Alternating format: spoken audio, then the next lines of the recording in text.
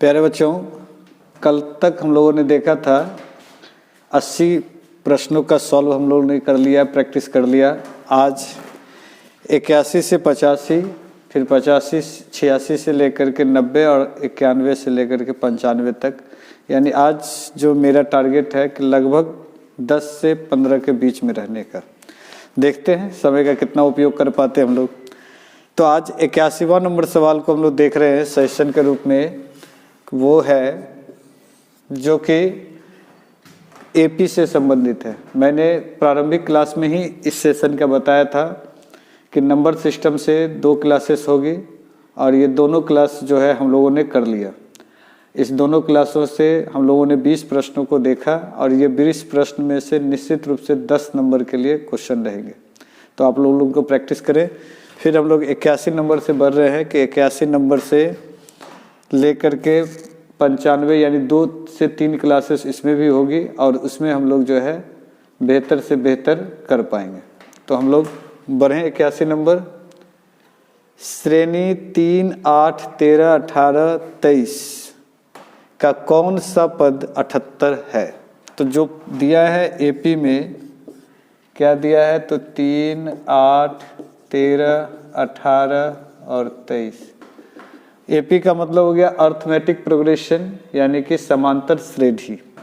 हम लोगों को ये 5वां अध्याय में पढ़ने को मिल रहा है। तो हम लोग देखें एनसीईआरटी के 5वां अध्याय को। निश्चित रूप से आप लोगों ने प्रैक्टिस किया होगा, पढ़ा होगा। ये तो मैं सेशन क्लास के द्वारा सिर्फ वो प्रश्नों पर प्रकाश डाल रहा हूँ कि जो इम्पोर्टेंट है, जो परीक्षा में आने की संभावना है। तो हम लोग देखें ए बराबर इसमें क्या होगा, 3 पहला पद। डी बराबर A2 माइनस A1 यानी कि 8 माइनस 3 5। और कौन सा पद 78वां, यानी AN बराबर 78। तो N बराबर व्हाट? बहुत ही सरल है, 2 नंबर के लिए। ये सारा प्रश्न जो है 2 मार्क्स के लिए है। इसमें 2 नंबर रहेंगे और ये 2 नंबर के लिए बहुत ही आसान है। इसको मैं चाहूँ तो इस तरह से बना सकता हूँ, चूँकि AN बराबर A plus N minus 1 into D का फॉर्मूला पे, यानी AN के जगह 78, A के जगह 3, N नहीं मालूम, माइनस 1, D 5। अगर इसको देखें तो 3 इधर आकर के घट जाएगा, 78 में से 3 घट गया तो इधर हो गया N माइनस 1 इंटू 5। इधर हो गया 75 बराबर N माइनस 1 इंटू 5। 15 पचे 75। तो ये 1 इधर आकर के जुड़ जाएगा, 15 माइनस है इसलिए, तो N बराबर हो गया 16। तो 1, या फिर इससे पहले भी मैंने सेशन क्लास में इस तरह का एक सवाल बताया था कि N बराबर हम लोग डायरेक्ट फार्मूला रखे AN माइनस A बटे D प्लस 1। अब AN कितना है तो 78, A कितना है तो 3, D 5 प्लस 1 कितना हो गया 75, 5 प्लस 1 15 पचे 75 यानी कि 16। तो हम लोग इस डायरेक्ट इस फार्मूला का उपयोग करें या जो एक बेसिक फार्मूला है उस पर रख करके काम करें। हम लोग जिस पे काम करेंगे वो सही होगा। दोनों में इसका उपयोग करें या इसका, ये दोनों का उपयोग नहीं करना है परीक्षा में, किसी एक का करना है। चूँकि एक ही से बन जाना है तो आप दोनों में से किसी का भी उपयोग कर सकते हैं, बहुत ही सरल है। तो हम लोगों ने देखा 81वां नंबर सवाल। अब हम लोग आते हैं 82वां नंबर में। ये भी एपी से रिलेटेड है। आज का सवाल नंबर 2 और 82 क्या कह रहा है कि 2, 4, 6, 8 डैश का 11वां पद निकालना है। ए दिया हुआ है कितना 2। डी बराबर A2 माइनस A1 यानी कि 4 माइनस 2 बराबर हो गया 2। AN निकालना है, जबकि N कितना दिया है 11, क्योंकि 11वां पद दिया हुआ है तो AN निकालना है। तो इसी फार्मूला पे रखेंगे, तो डायरेक्ट इसी फार्मूला का है ही। A कितना हो जाएगा तो 2, N 11 माइनस 1, D कितना है तो 2 हो गया। इधर 10 गुने 2 10 दूनी 20 दो 22। तो सारा प्रश्न एकदम सरल है। एपी तो 2 नंबर के लिए सोचना ही नहीं है, जो नहीं आने का 100% मैथ में आएगा तो आएगा, बस सिर्फ प्रैक्टिस करना है। तो हम लोगों ने 82वां नंबर सवाल को देखा। अब हम लोग आते हैं 83वां नंबर सवाल को देखते हैं। आज का तीसरा नंबर सवाल, सजेशन का तीसरा और सीरीज का 83वां नंबर। दो संख्याओं का योग 15 तथा उनके व्युत्क्रमों का योग 3/10 है तो संख्या ज्ञात करें। दो संख्याओं का योग 15, तो दो संख्याओं का योग कितना हो गया 15। तो दो संख्या मान लेते हैं। सबसे पहले माना कि प्रथम संख्या बराबर x, तो द्वितीय संख्या बराबर क्या लिख सकते हैं, चूंकि दो संख्याओं का योग 15 है तो 15 माइनस x। ये प्रश्न से दो संख्या को जोड़ने पर अगर 15 होता है तो एक अगर सपोज करे 5 तो दूसरा क्या हो जाएगा 10। 15 में से 5 घटाए 10, क्योंकि 10 और 5 15। उसी प्रकार अगर एक x तो दूसरा 15 में से x घटा दिए तो दूसरा संख्या। अब कह रहा है उनके व्युत्क्रमों का योग 3/10। पुनः प्रश्न से उनके व्युत्क्रम, व्युत्क्रम का मतलब होता है ये p/q में है तो q/p में लिखना है। तो यहाँ कुछ भी नहीं है तो क्या है 1/x। इसके बाद क्या लिखना है 1/15 माइनस x बराबर 3/10 हो गया। अब इसको आराम से एलसीएम लेना है, x इंटू 15 माइनस x, ये 15 माइनस x और इधर x बराबर 3/10, ये कैंसिल। तो 15/15x माइनस x², 3/10, 5 तिया 15। तो ये कोना कोनी गुना हुआ 15x माइनस x² बराबर 50। इसको अगर हम लोग सॉल्व करते हैं तो x² माइनस 15x प्लस 50 बराबर 0। तो 50 कैसे तोड़ेंगे हम लोग, तो 10 गुने 5 50 और 10 जोड़ 5 15, यानी हम लोग लिख सकते हैं x² minus 10x minus 5x plus 50 बराबर 0। कॉमन क्या आएगा x, तो x माइनस 10, इसमें माइनस 5 तो x माइनस 10 इक्वल टू 0। आगे क्या देख सकते हैं हम लोग, तो x माइनस 5 और into x minus 10 equal to 0। अब इसी को आगे लेके बढ़ें तो x माइनस 5 बराबर 0, x बराबर 5, और इधर क्या हो गया x माइनस 10 बराबर 0, x बराबर 10। अब संख्या की बात करें कि संख्या क्या होगा, तो इतना बना लेने के बाद समझ में आया होगा। मैं आंसर को डिफाइन कर रहा हूँ, पहले ये देख लेंगे प्रथम संख्या इसमें से, चूंकि दो संख्याओं का योग 15, तो प्रथम संख्या इसमें x माने तो दूसरी संख्या क्या हो गई 15 माइनस x। और इसमें प्रश्न से देखते 1/x प्लस 1/15 माइनस x बराबर 3/10। क्यों, क्योंकि इनके व्युत्क्रम, व्युत्क्रम का मतलब हो गया कि p/q में है तो q/p हो जाएगा, तो वो व्युत्क्रम हो गया 1/x बाई 1/15 माइनस x 3/10 हो गया। इसको फिर सॉल्व कर लिए तो आया यहाँ पर 5 और 10। अब इसको हम लोग संख्या में कन्वर्ट कर देंगे कि अतः प्रथम संख्या बराबर 5 या 10, तो द्वितीय संख्या क्या हो जाएगा, तो 15 माइनस x, तो अगर 15 में से 5 घटाए तो 10, या 15 माइनस 10 घटाए तो 5। तो इस तरह से संख्या सीधा सीधी हो गया 5 10। तो इस तरह से हम लोगों ने देखा। अगर इसके व्युत्क्रम को जोड़ते हैं तो 3/10 आता है, जैसे 1/5 करें 1/10 करें तो एलसीएम कितना हो गया 10, 5 दूनी 10, 1 यानी 3/10 जो कि है। तो इस तरह से हम लोग आंसर को भी जो है प्रूफ कर पा रहे हैं। तो कुल मिला के अभी 83वां नंबर हुआ। अब देखते हैं हम लोग प्रश्न संख्या 84वां और आज का चौथा प्रश्न। द्विघात समीकरण 5x² minus 4x plus 2 equal to 0 का विवेचक ज्ञात करें। तो 5x² minus 4x plus 2 equal to 0। तो a बराबर 5, b बराबर -4, c बराबर 2। तो विवेचक का फॉर्मूला क्या होता है? d बराबर b² माइनस 4ac। तो b के जगह क्या रखें? 4 का स्क्वायर, 4 a के जगह 5 और c के जगह 2। 4 का स्क्वायर 16, 5 चौके 20 दूनी 40। तो इस तरह से माइनस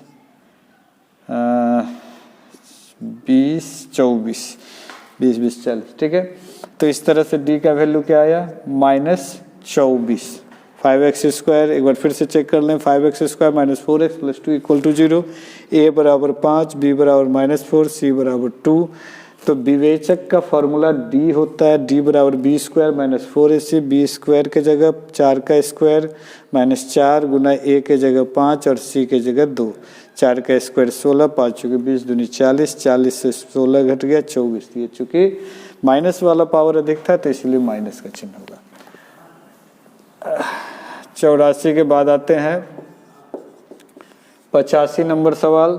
द्विघात समीकरण 2x² minus 7x plus 6 equal to 0। a बराबर 2, b बराबर -7, c बराबर 6। तो चूंकि d बराबर b² माइनस 4ac। अब यहाँ पर विवेचक है और इधर विवितकर है, दोनों का मतलब एक ही हुआ। विवितकर हो विवेचक हो, दोनों का मतलब d ही होता है। तो b के जगह क्या रखे? 7 का स्क्वायर, 4 गुना a के जगह 2, 6। 7 का स्क्वायर 49, 6 दूनी 12, 12 चौके 48 यानी 1। तो इस तरह से ये पांचों सवाल हम लोगों ने देखा जो कि बहुत ही सरल है। अब हम लोग अगले 5 की ओर बढ़ेंगे।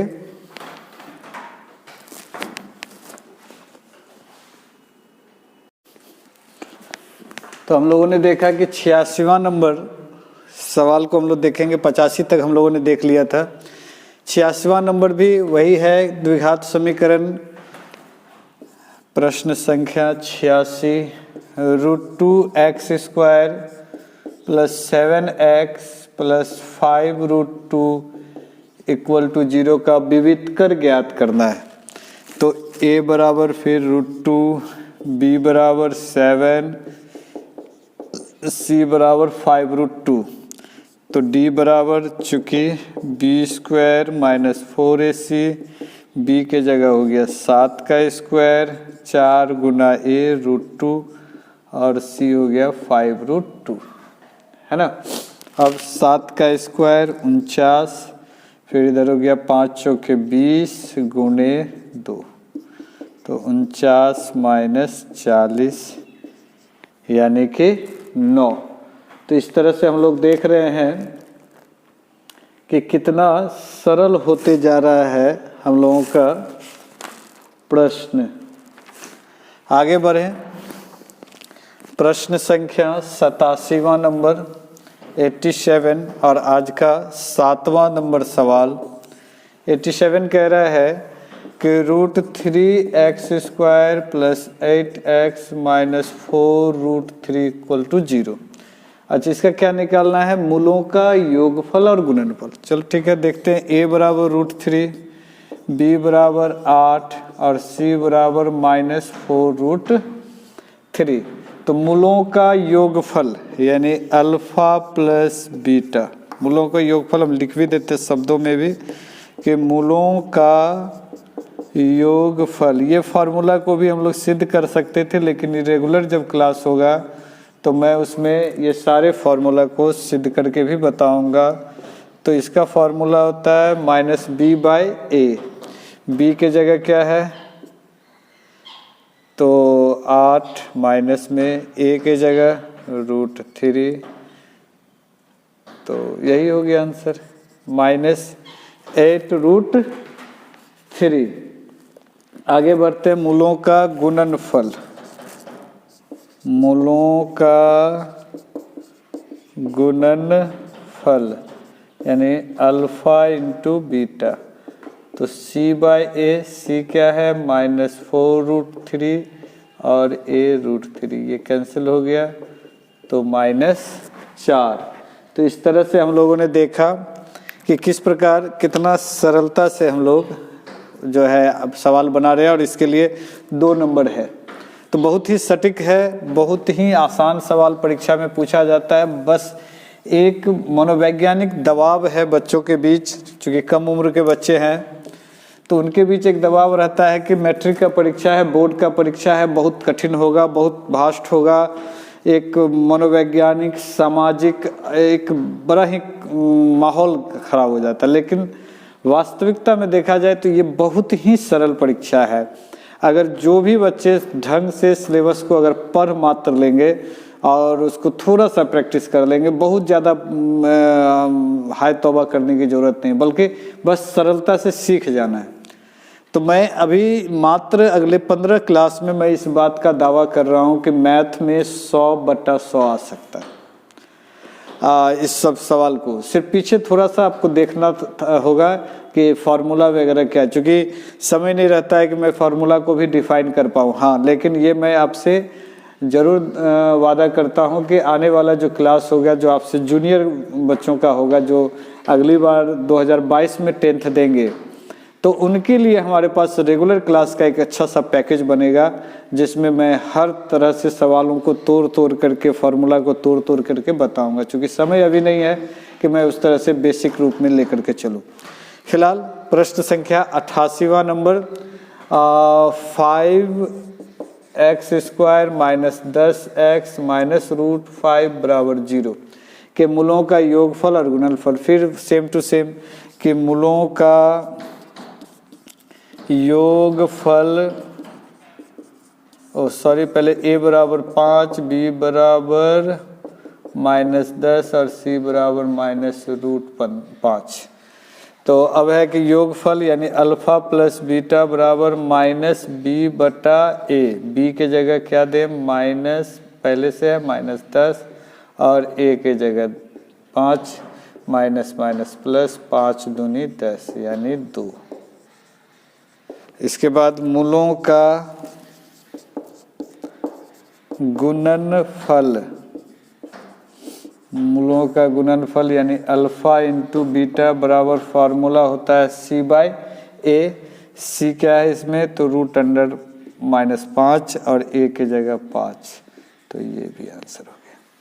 तो कितना सरल है आप देख पा रहे हैं, और सब ये जितना सवाल है सब इम्पोर्टेंट है, कोई ना कोई तो आना है परीक्षा में, ये निश्चित रूप से। मैं जितने सवाल अभी बताने जा रहा हूँ, इन सभी सवालों को अगर ढंग से पैकेज के रूप में आप देख लें तो वो दिन दूर नहीं जब आपका रिजल्ट 100/100 मैथ में आएगा। ऑब्जेक्टिव का मैं सेट दे ही रहा हूँ, डिस्क्रिप्टिव भी दे रहा हूँ, बल पर डे 2 घंटा मैथ चाणक्य के साथ आप देखें और अपना रिजल्ट 100/100 लेके आ सकते हैं। आगे सवाल की ओर बढ़े। 88 के बाद 89 नंबर। ऐसा ना हो कि ये वीडियो आप गंभीरता से ना ले रहे हों और बाद में पछताने के सिवा कोई रास्ता ना हो कि नहीं काश उस दिन सर का बात मान लेते, तो जो है आज सारा प्रश्न जो है सॉल्व हो जाता। अगला सवाल की ओर बढ़ते हैं। वो है द्विघात बहुपद ज्ञात करें जिनके शून्यकों का योग और गुणनफल क्रमशः दिया, यानी अल्फा प्लस बीटा दिया हुआ है -3 और अल्फा इंटू बीटा दिया हुआ है 2। बहुत ही सवाल सरल है। द्विघात समीकरण का फॉर्मूला होता है बराबर x² - alpha plus beta into x plus alpha into beta बराबर 0। तो x² अल्फा प्लस बीटा की जगह क्या है, -3x plus alpha into beta की जगह 2, यानी x² प्लस 3x प्लस 2 बराबर 0 हो गया। कितना सरल है, मतलब बहुत ही सरल है ये सवाल। ये सब वैसे एक्चुअल में ऑब्जेक्टिव टाइप का ही समझ लें कि ऑब्जेक्टिव टाइप है। 89 बच्चे के मन में एक भ्रम पैदा कर दिया जाता है कि बहुत कठिन प्रश्न पूछे जाएंगे, बहुत मेहनत करना है, बल्कि अगर सरल प्रश्नों को देखा जाए, सिर्फ आपको प्रश्न का नेचर पकड़ना है बस, बहुत ही सरल। एपी श्रेणी में 1 4 7, तो एपी में क्या दिया है 1 4 7 10 के 18वें पद का मान ज्ञात करना है। तो A18 बराबर व्हाट, तो चूंकि A बराबर 1, D बराबर 4 - 1 यानी 3, तो A18 बराबर A + 17D। A के जगह क्या रखें, तो A के जगह पर 1 17 और D के जगह 3, तो 1 17 तिया 51, तो कुल हो गया 52। ये भी आंसर हो गया। तो हम लोगों ने देखा अभी 86 से लेकर के 90 तक, कुल अभी तक हम लोगों ने 10 सवाल देखा।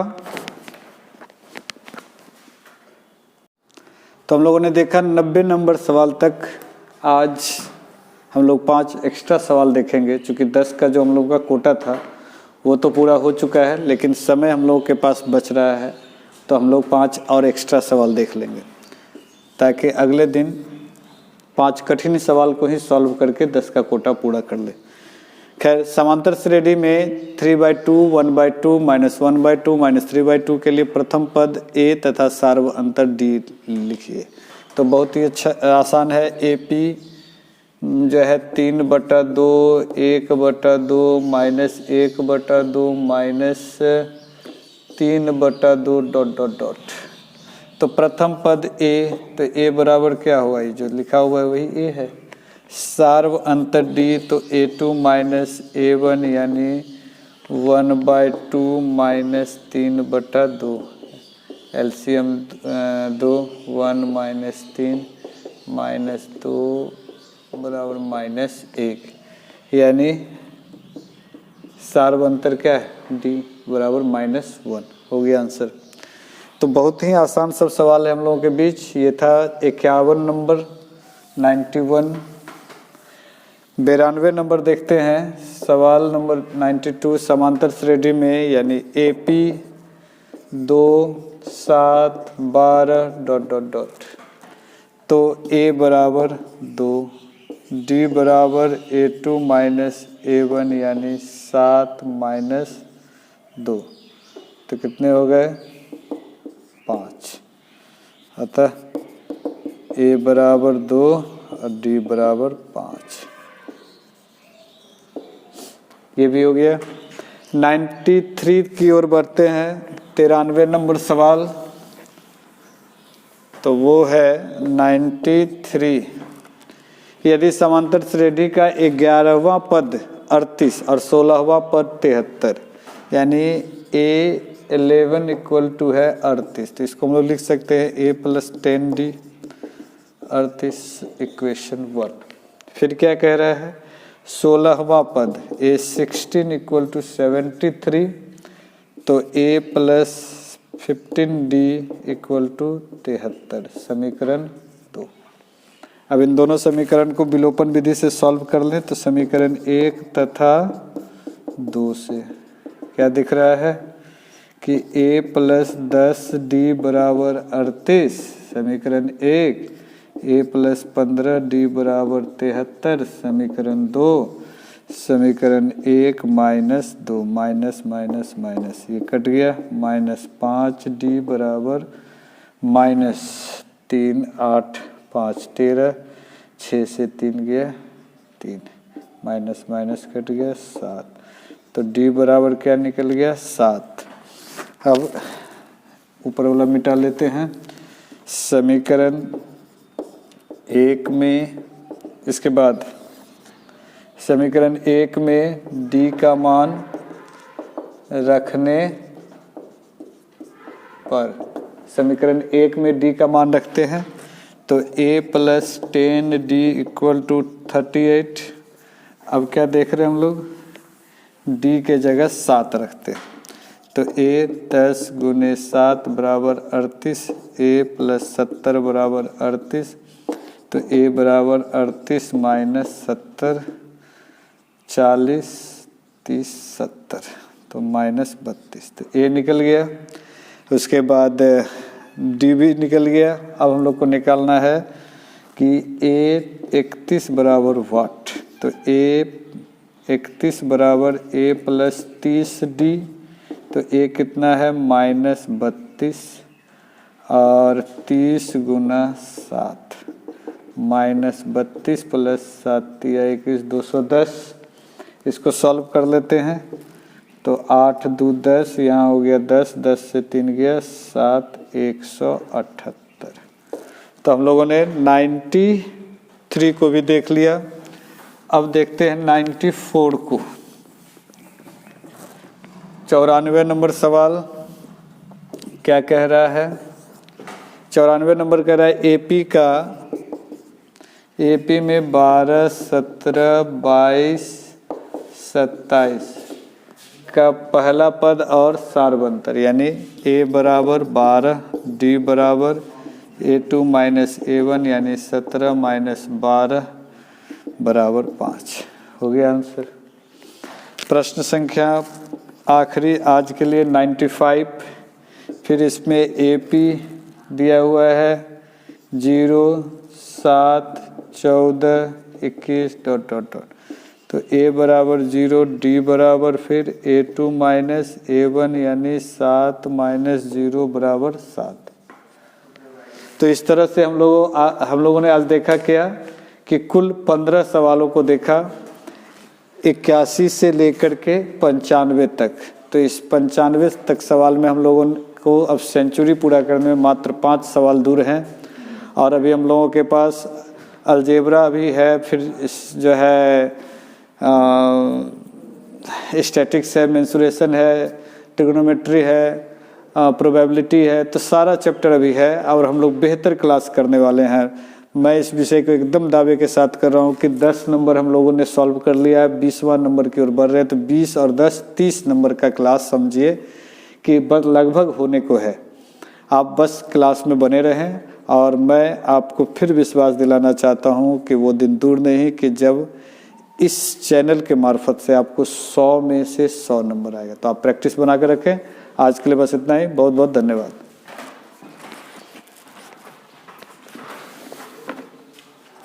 कितना मिनट का